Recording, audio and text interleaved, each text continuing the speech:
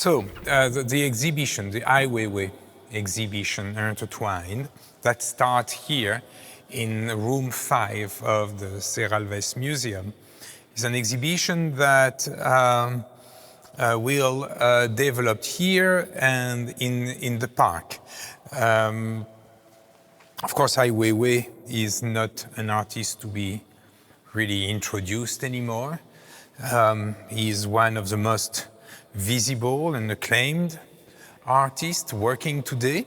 His work ranges from sculpture, film, installation, performance. He's also, over the years, became one of the most talked about, controversial artists in the world due to the way he has profiled himself as, I would say, a whistleblower, someone who tackled frontally some of the most important political issues of our time, from migration to more recently, of course, the coronavirus crisis across the world.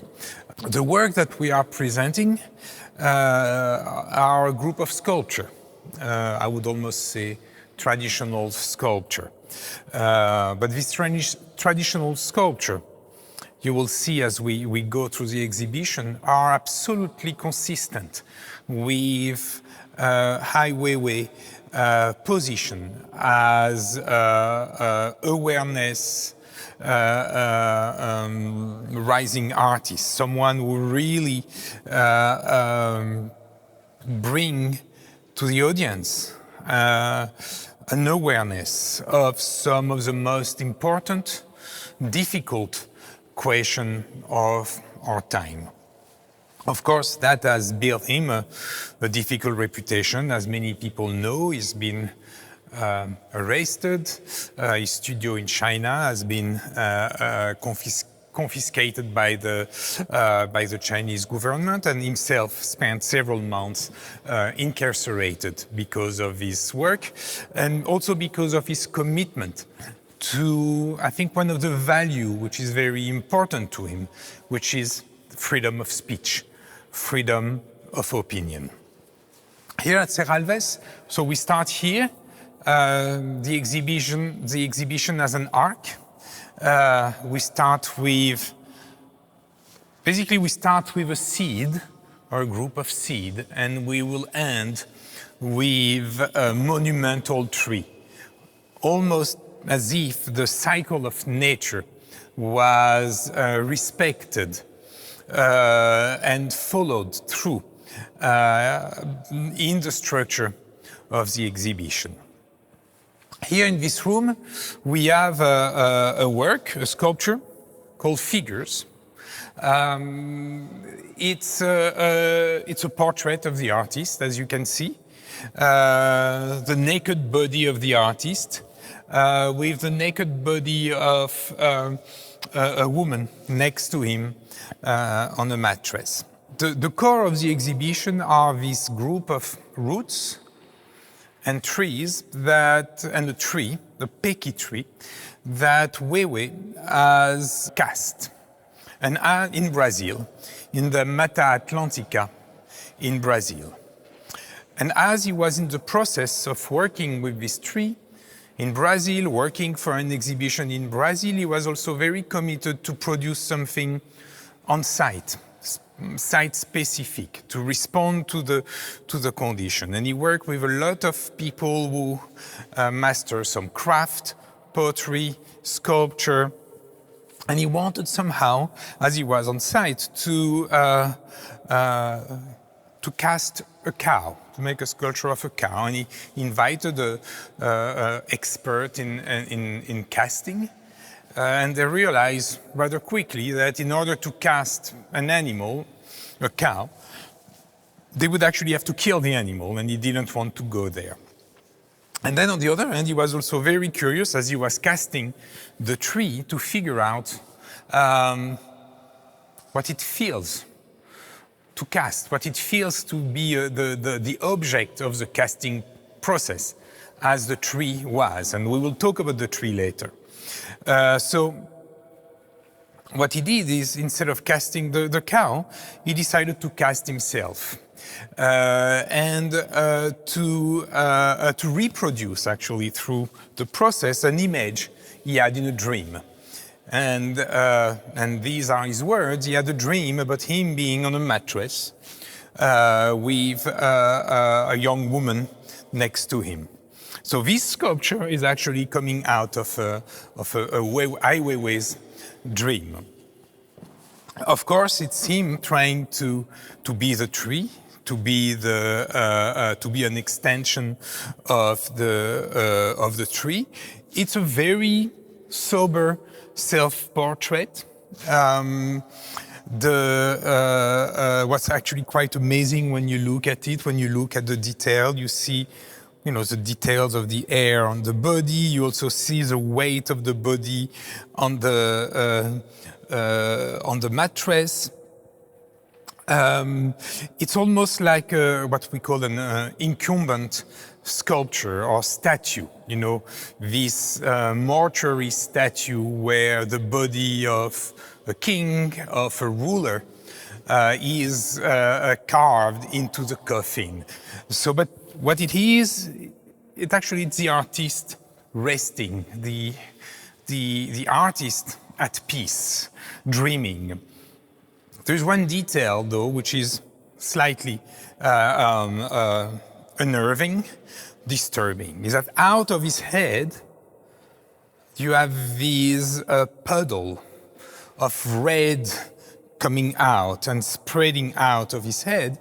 And there are these red beans, red and black beans, but red dominant, coming out of his head as if the blood was coming out of his body.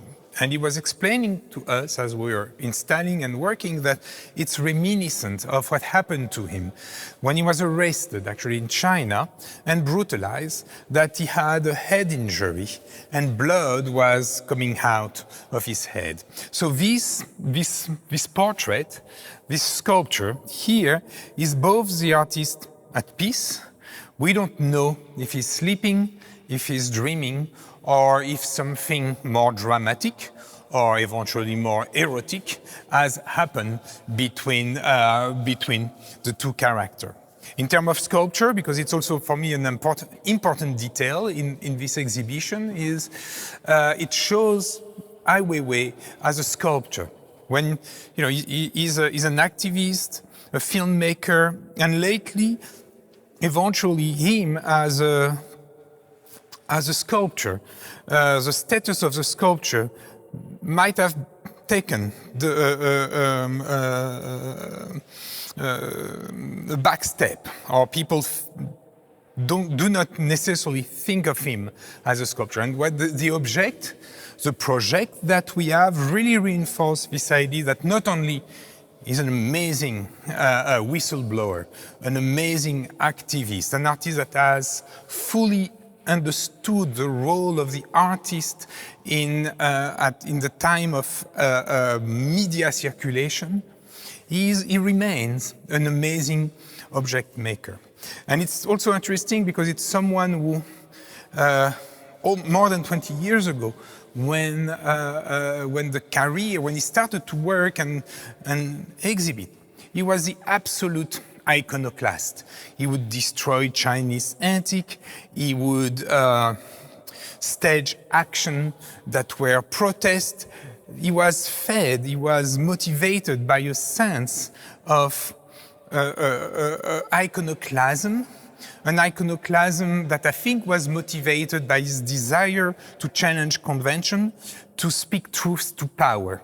And here, what we have, I think what he has done, is almost as if he would have looped the loop and come full circle.